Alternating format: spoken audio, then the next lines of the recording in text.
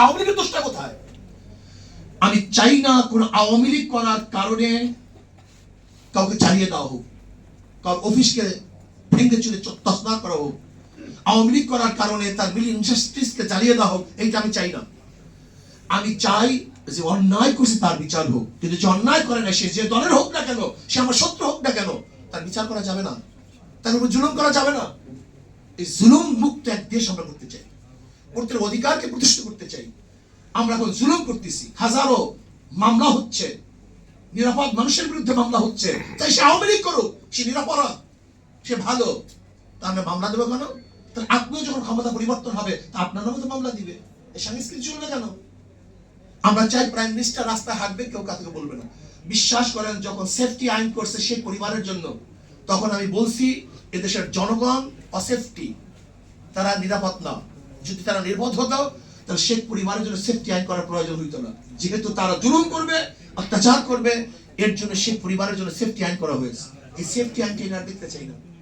আমরা চাই না কোন মন্ত্রী যাবে, কোন প্রাইম মিনিস্টার যাবে, তাদের জন্য রাস্তা এক সেকেন্ডের জন্য বন্ধ দেখতে চাই না। স্পেশালি একজন সাধারণ জনগণ যেইভাবে বরাদ্দ পাবে, সরকারি কর্মচারীরা তার চেয়ে কোনো বেশি বরাদ্দ পেতে পারবেন না।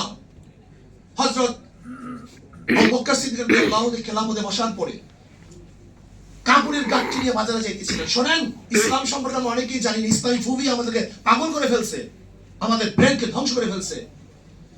কাপড়ের গাঁটটি নিয়ে বাজারে যাইতেছেন। ওমর ইবনে খাত্তাব রাদিয়াল্লাহু বললেন, ভাই আবু বকর কোথায় যান? বলে বাজারে যাই ব্যবসা করার জন্য। পেট চালাবো কিভাবে, খাবো কিভাবে? বলে গোটা জাতির বোঝা আপনার কাঁধের উপরে, আর আপনি যান ব্যবসা করার জন্য। করে খাবো কি? ঠিক আছে, বাইতুল মাল থেকে আপনার জন্য কিছু ভাতা নির্ধারণ করি। একজন সাধারণ মানুষ চলার জন্য যেই ভাতার প্রয়োজন ছিল, ঠিক ওই পরিমাণে ভাতা নির্ধারণ করা হয়েছে, এর চেয়ে বেশি না। শুধু কি তাই, আবু বকর সিদ্দিক রাদিয়াল্লাহু আনহু ইন্তেকালের পূর্ব মুহূর্তে যেই পরিমাণে ভাতা রাষ্ট্র থেকে নিয়েছিলেন, সমস্ত ভাতা আমার ফেরত দিয়েছিলেন। আর আজকে রাষ্ট্রের সম্পদকে কি মনে করি? আজকে বাতি জ্বালাই, গিয়া দেখেন বড় বড় অফিসারদের রুমের মধ্যে 24 ঘন্টা এসি চলতে থাকে। তোমার বাবার টাকা, তোমার বাবার টাকা, তুমি কার টাকা দিয়ে এসি চালাও 24 ঘন্টা? তুমি পাজরো গাড়িতে চলো, মার্সিডিজ গাড়িতে চলো, কার টাকা দিয়ে চলো? এই খয়রাতি ভিক্ষুক। আজকে হাজারো ভিক্ষুক মানুষ, বিধবা, মিসকিন, এতিম, তাদের টাকা দিয়ে তুমি গাড়ি বাড়ি, এসি, অমুক তমুক, তোমার নিজের টাকা দিয়ে হেলিকপ্টার কিনো, তুমি প্ল্যান করো তোমার টাকা দিয়ে, এটা তোমার ব্যক্তিগত টাকা। কিন্তু রাষ্ট্রের একটা টাকা অপচয় হোক, এটা আমরা চাই না। একটা টাকা চাই না, পয়সা অপচয় হোক, এটা আমরা চাই না। রাষ্ট্রের প্রত্যেক কর্মচারীকে দেশের অবস্থার আলোকে বাজেট করতে হবে দেশের আলোকে। এই জন্য আসুন, যদি আমরা পিআর সিস্টেমে নির্বাচন করি, তাহলে দেখা যায় কমপক্ষে ভালো মানুষগুলি সেখানে আসার সম্ভাবনা আছে। আজকে আপনি নির্বাচন করতে যাবেন, যার টাকা নেই তাকে কেউ ভোট দেবে না। সব সংস্কৃতি পরিবর্তন হয়ে গেছে। আসবে কিভাবে ভদ্র মানুষগুলি? ক্ষমতা আসবে কিভাবে ভদ্র মানুষগুলি? আমার তো টাকা নেই, আমি তো হাজার হাজার টাকা চুরি করি নাই, আমি কিভাবে একটা ভোট 5,000 টাকা দিয়ে কিনবো? আমাকে বলুন তো, আমার তো সম্ভব কিভাবে? আজকে যারা লুটপাট করেছে, এদেরকে ভোট থেকে চিরজীবনের জন্য বয়কট করতে হবে। এরা ভোটে আসতে পারবে না।